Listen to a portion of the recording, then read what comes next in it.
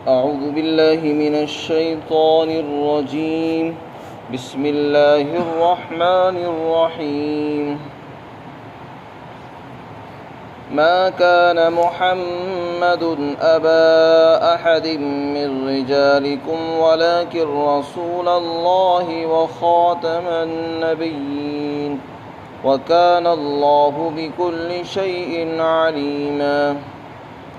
اور حضرت محمد صلی اللہ علیہ وسلم تم مردوں میں سے کسی ایک کے بھی باپ نہیں ہیں، لیکن وہ اللہ کے رسول ہیں اور تمام نبیوں میں سب سے آخری نبی ہیں، اور اللہ ہر چیز کو خوب جانتا ہے۔ اس سے پہلی آیات میں حضرت زینب رضی اللہ عنہ کے نکاح کا تذکرہ کیا گیا کہ حضرت زینب بنت جحش رضی اللہ عنہ کا نکاح صلی اللہ علیہ وسلم سے ہوا۔ اس پر لوگوں نے اعتراضات کیے، طعن و تشنیع کی، آپ کے اوپر الزامات لگائے اور یہ کہا کہ دیکھو اپنے بیٹے کی بہو سے شادی کر لی۔ اس کا جواب قرآن کریم نے دیا اور یہ فرمایا کہ دیکھو حضرت محمد صلی اللہ علیہ وسلم تم مردوں میں سے کسی کے بھی باپ نہیں ہیں، اس لیے کہ آپ کی کوئی نرینہ اولاد نہیں ہے۔ جو اولاد ہوئی وہ ان کا انتقال ہو گیا، جو لڑکے پیدا ہوئے وہ مر چکے، صرف بیٹیاں زندہ ہیں۔ انہی میں سے ایک بیٹی سے نسل چلی ہے، ان کا نام حضرت فاطمہ رضی اللہ عنہ ہے۔ بیٹوں سے آپ کی نسل نہیں چلی ہے، تو جب آپ کا کوئی بیٹا نہیں ہے تو آپ مردوں میں سے کسی کے باپ بھی نہیں ہیں۔ یہ بھی کہا جا سکتا تھا کہ تم میں سے کسی کے باپ نہیں ہے، تو اس میں یہ بات لازم آتی کہ شاید آپ کا کوئی لڑکا نہیں، آپ کی اولاد تھی لیکن وہ رجال کی حدود تک نہیں پہنچی، بچپن ہی میں انتقال ہو گیا، وہ جوانی کوئی دہلیز پر بھی قدم نہیں رکھا، اس سے پہلے ہی وہ دنیا سے رخصت ہو گئے۔ تو اس لیے فرمایا کہ تم میں سے کسی کے باپ نہیں ہے محمد صلی اللہ علیہ وسلم۔ جب وہ تم میں سے کسی کے باپ نہیں تو ان کا کوئی لڑکا نہیں، اور اگر تم کسی کو ان کی اولاد کہتے ہو تو وہ تمہارا اپنا قصور ہے، گناہ ہے، تمہارے کہنے کی وجہ سے وہ ان کی اولاد نہیں بنے گی اور ان کی بیوی ان کے لیے حرام نہیں ہوگی۔ ضابطہ یہ ہے کہ بیٹے کی بہو سے شادی کرنا منع ہے۔ حضرت زید بن حارثہ رضی اللہ عنہ کو حضور صلی اللہ علیہ وسلم نے اپنا بیٹا بنا لیا تھا، یعنی گود لے لیا تھا، اور پھر جو ان کی بیوی تھی زینب، جب زید نے ان کو طلاق دے دی تو آپ نے ان کے ساتھ نکاح بھی کیا۔ اس پر لوگوں نے طعن تشنیع کی۔ اس کا جواب دیا کہ دیکھو زید تو آپ کے بیٹے ہے ہی نہیں، گود لینے سے کوئی بیٹا نہیں بنتا، وہ تو جس کا بیٹا وہ اسی کا رہے گا، گود لینے سے اس کے باپ سے رشتہ ختم نہیں ہوتا، اور جس نے گود لیا ہے اس کے ساتھ اس کا رشتہ قائم نہیں ہوتا، وہ اس کے لیے پہلے بھی اجنبی تھا اور آج بھی اجنبی ہے اور آگے بھی اجنبی ہی رہے گا۔ گود لینے کی وجہ سے وہ آدمی اس کا باپ نہیں بنے گا، اور نہ وہ لڑکا اس کا وارث بنے گا، نہ میراث میں اس کو حق ملے گا، بلکہ اس کا جو باپ پہلے سے موجود ہے یہ وہی اس کا باپ کہلائے گا، یہ اس کا باپ نہیں کہلائے گا۔ حضرت زید بن حارثہ چونکہ آپ کے لڑکے نہیں ہیں، اس لیے ان کی بیوی سے نبی کا نکاح کرنا حلال ہے۔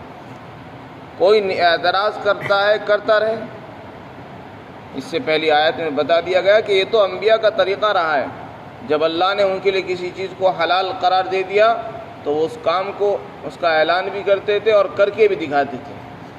چنانچہ انبیاء سابقین میں حضرت سلیمان، حضرت داؤد علیہ السلام کے یہاں متعدد بیویاں تھیں، تو اگر آپ کے متعدد نکاح ہوئے، متعدد بیویاں ہوئی تو اس میں اعتراض کی کون سی بات ہے؟ حضرت داؤد علیہ السلام کے متعلق لکھا ہے کہ ان کی 100 بیویاں تھیں۔ حضرت سلیمان علیہ السلام کے متعلق لکھا ہے حضرت مفتی شفیع صاحب نے کہ 300 بیویاں تھیں۔ تو اگر نبی کو اللہ نے متعدد نکاح کی اجازت دی ہے جس کے اندر دین کی مصلحتیں، فائدے بھی چھپے ہوئے ہیں، تو اس میں کسی کو اعتراض کا کوئی حق نہیں ہونا چاہیے، خاص طور سے جب کہ زینب سے نکاح ہوا ہے۔ یہ تو انبیاء کا طریقہ ہے، اور اگر آپ اس کو کھل کر بیان نہ کرتے تو لوگوں کے لیے دشواری پیش آ جاتی۔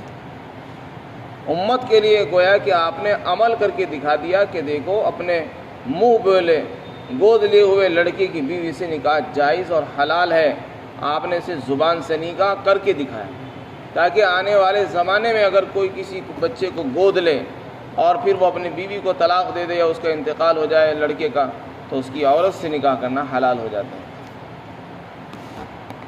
لیکن یہاں سوال ہوتا ہے کہ یہاں قرآن کریم میں اللہ نے فرمایا ہے کہ آپ کسی کے باپ نہیں ہیں۔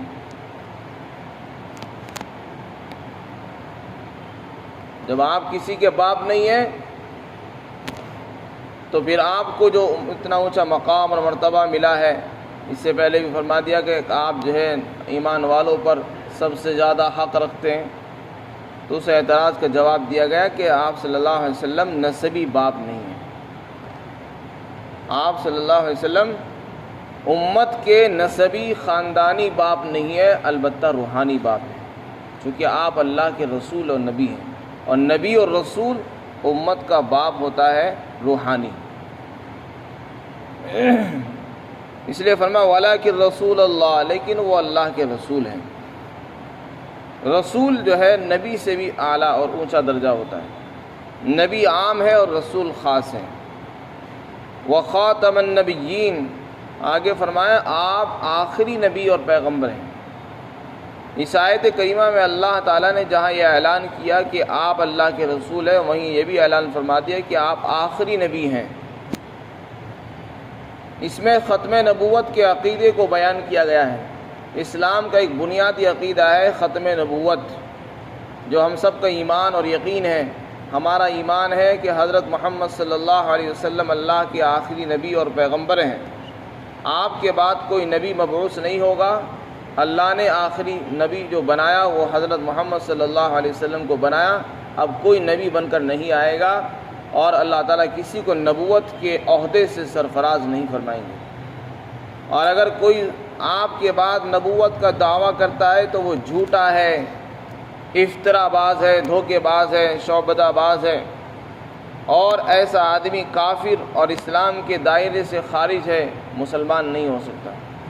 چنانچہ حضور کے زمانے میں مسیلمہ کذاب اٹھا، اس نے کہا کہ میں بھی نبی ہوں، تو حضرت ابوبکر صدیق رضی اللہ عنہ کے زمانے میں مسلمانوں نے اس سے جہاد کیا اور اس کو اور اس کی جماعت کو قتل کیا۔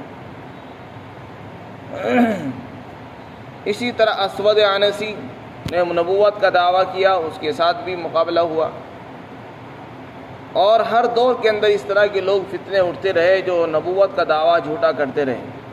لیکن قرآن کی آیات سے اور متواتر احادیث سے یہ بات ثابت ہے کہ رسول اللہ آخری نبی ہے، آپ کے بعد نبوت جاری نہیں ہوگی۔ ایک حدیث میں آپ نے صاف طور سے اعلان فرما دیا کہ دیکھو بنی اسرائیل کے جو انبیاء ہوتے تھے وہ سیاست دان بھی ہوتے تھے، وہ اپنی امت کی سیاست اور انتظام بھی چلاتے تھے، جیسے وہ نبوت اور اللہ کے احکام پہنچاتے تھے، وہ سیاست بھی کرتے تھے اور انتظام بھی چلاتے تھے۔ اور جب کوئی نبی چلا جاتا، کسی کی نبی کی وفات ہو جاتی، تو کوئی دوسرا نبی آتا اور وہ اس کا قائم مقام بن جاتا۔ لیکن آپ نے فرمایا کہ میں نبی ہوں، میرے بعد کوئی نبی نہیں ہے۔ آپ نے صاف اعلان فرما دیا، بنی اسرائیل میں نبی آتے تھے، ان کے بعد نبی آتے تھے، لیکن میں آخری نبی ہوں، میرے بعد کوئی نبی نہیں ہے۔ میرے بعد اگر کوئی ہوگا تو خلافہ ہوں گے، اور وہ بہت زیادہ ہوں گے۔ آپ نے یہ بات ارشاد فرما کر بتا دیا کہ میرے بعد کسی قسم کی کوئی نبوت جاری نہیں ہوگی، ہر قسم کی نبوت کو اللہ نے بند فرما دیا ہے۔ اگر کوئی آدمی شعبدہ بازی کر کے نبوت کی نئی نئی قسمیں نکال کر ذلی بروزی نکال کر یہ کہے کہ میں بھی نبی ہوں، تو وہ جھوٹا ہے، مفتری ہے۔ ایسے آدمی کی بات کو ماننا جائز نہیں ہے، وہ خود مسلمان نہیں ہے، اسلام کے دائرے سے خارج ہے۔ جیسے کہ غلام احمد قادیانی، مرزائی قادیانی نے جھوٹا نبوت کا دعویٰ کیا، کبھی کہتا ہے کہ میں مسیح موعود ہوں، کبھی کہتا ہے کہ میں نبی ہوں، ذل نبی ہوں۔ ہندوؤں کے یہاں جو عقیدہ ہوتا ہے کہ ایک آدمی دوسروں کے روپ میں آ جاتا ہے ایک دوسرے کے جنم میں آ جاتا ہے، بس اسی طرح کا اس نے ایک نیا عقیدہ ایجاد کیا۔ جب اس نے دیکھا کہ کوئی راستہ نہیں مل رہا، اس نے اپنی نبوت کے راستے کو ہموار کرنے کے لیے دعویٰ کیا، اور یہ کہا کہ قرآن میں یہ جو کہا گیا ہے کہ آپ آخری نبی ہیں، یہ تو صحیح ہے، لیکن آپ ہی کا روپ دھار کر کوئی اور آ سکتا ہے، آپ کسی اور کے روح انسان کے روپ میں آ سکتے ہیں، کسی اور انسان کی شکل میں آپ صلی اللہ علیہ وسلم آ سکتے ہیں۔ یہ والی نبوت جس کو ذلی نبوت کہتا ہے، کہتے ہیں وہی جاری ہے، لیکن یہ عقیدہ اس نے کہاں سے بنایا، کہاں سے گھڑا ہے، اس کی کوئی دلیل اس کے پاس بھی نہیں ہے، نہ اس کے پاس کوئی ثبوت ہے، تو یہ جھوٹا ہے اور کاذب ہے، مفتری ہے۔ اس میں فرمایا کہ آپ آخری نبی ہیں، اور جو لوگ قادیانیوں کو نبی مانتے ہیں وہ خود اسلام سے باہر ہیں۔ اس لیے ہم سب کو چاہیے کہ اپنے ایمان کو مضبوط کریں اور اللہ پر ایمان لائیں، اور آخری نبی حضرت محمد صلی اللہ علیہ وسلم پر ایمان رکھیں کہ آپ آخری نبی ہیں۔ آپ کے بعد کوئی کیسا ہی دعویٰ کرے کہ میں نبی ہوں، احمدی جماعت سے تعلق رکھتا ہو یا کسی اور جماعت سے تعلق رکھتا ہو، تو وہ جھوٹا ہے، وہ نبی نہیں ہے۔ وخاتم النبیین، لیکن اس کا یہ مطلب نہیں ہے کہ حضرت عیسیٰ علیہ السلام آخر میں نہیں آئیں گے۔ ہاں، احادیث سے یہ بات پتہ چلتی ہے، اور قرآن کریم سے متواتر احادیث سے یہ بات معلوم ہے کہ آخری زمانے میں حضرت عیسیٰ علیہ السلام تشریف لائیں گے، اور وہ دجال کو قتل کریں گے اور اسلامی احکامات کو نافذ فرمائیں گے، صلیب کو توڑیں گے، وغیرہ وغیرہ بہت سے کام انجام دیں گے، حالانکہ وہ بھی نبی ہیں۔ اب سوال یہ ہوتا ہے کہ جب آپ کہہ رہے ہیں کہ آخری نبی تو آپ صلی اللہ علیہ وسلم ہے، پھر آپ کے بعد عیسیٰ علیہ السلام کیوں تشریف لائیں گے؟ تو اس کا جواب یہ ہے کہ یہاں جو کہا جا رہا ہے کہ آپ آخری نبی ہیں، اس کا مطلب یہ ہے کہ اللہ تعالیٰ کسی کو اس عہدے پر سرفراز نہیں فرمائے گا، وہ تو پہلے سے نبی بن چکے ہیں۔ اس میں اس بات کی نفی نہیں ہے کہ اب پہلا نبی کوئی واپس دوبارہ نہیں آئے گا۔ اگر کوئی دوبارہ نبی آئے گا پچھلے انبیاء میں سے، تو وہ اپنے منصب پر باقی رہتے ہوئے حضرت محمد صلی اللہ علیہ وسلم کی تعلیمات کے مطابق عمل کرائے گا، اور امت کی جو رہنمائی کرائے گا وہ نبی کی تعلیمات پر ہی کرائے گا، اپنے دور کی تعلیمات پر نہیں کرائے گا۔ نبوت اور تعلیمات جو چلے گی اور شریعت جو چلے گی وہ شریعت محمدیہ ہوگی، عمل اسی پر ہوگا، البتہ وہ اپنے منصب نبوت پر فائز ہوں گے، لیکن عمل جو ہوگا وہ آپ صلی اللہ علیہ وسلم کی شریعت پر ہی ہوگا۔ تو حضرت عیسیٰ علیہ السلام کا آخری زمانے میں آنا وہ اس منصب ختم نبوت کے عقیدے کے خلاف نہیں ہے، بلکہ اسی کے عین مطابق ہے۔ وَكَانَ اللَّهُ بِكُلِّ شَيْءٍ عَلِيمًا، اور اللہ ہر چیز کو خوب جانتا ہے۔ خاتم کے معنی آخر کے بھی آتے ہیں اور خاتم کے معنی مہر کے بھی آتے ہیں، چونکہ آپ سب نبیوں کے اوپر مہر لگانے والے ہیں، جیسے کہ خط کو لکھنے کے بعد مہر آخر میں لگائی جاتی ہے، اسی طریقے سے آپ ہیں۔ ایک حدیث میں آپ نے اپنے نبوت کو اس طریقے سے بیان کیا کہ دیکھو میری اور سارے نبیوں کی مثال ایسی ہے جیسے کہ ایک آدمی نے ایک محل بنایا، اور اس محل کو بہت اچھی طریقے سے بنایا، لیکن اس میں ایک اینٹ کی جگہ چھوڑ دی، ایک اینٹ نہیں لگائی۔ لوگ اس کو آتے ہیں، دیکھتے ہیں، کہتے ہیں بڑا شاندار عالی شان محل ہے، بڑا خوبصورت ہے، کیا اچھا ہوتا ہے کہ ایک اینٹ بھی لگا دی جاتی تو یہ محل مکمل ہو جاتا۔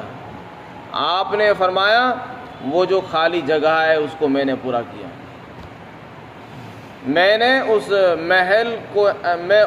اس محل کی آخری اینٹ ہوں، اور میں نے اس کی خلا کو پورا کر دیا ہے، اور قصر نبوت کی تکمیل میں نے کی ہے۔ تو اس طریقے سے آپ نے منصب نبوت کو ایک محل سے تعبیر فرمایا۔ اس سے خود پتہ چلتا ہے کہ آپ آخری نبی ہیں، آپ کے بعد کوئی نبی نہیں ہوگا۔ یہ ہمارا عقیدہ ہے، جو اس کے خلاف چلے گا وہ مسلمان نہیں ہو سکتا ہے، اور اس کے لیے نجات کا کوئی وعدہ نہیں ہے۔ اللہ تعالی ہم سب کو عمل کی توفیق عطا فرمائے اور اپنے ایمان پر خاتمہ نصیب فرمائے۔ وآخر دعوانا الحمدللہ رب العالمین۔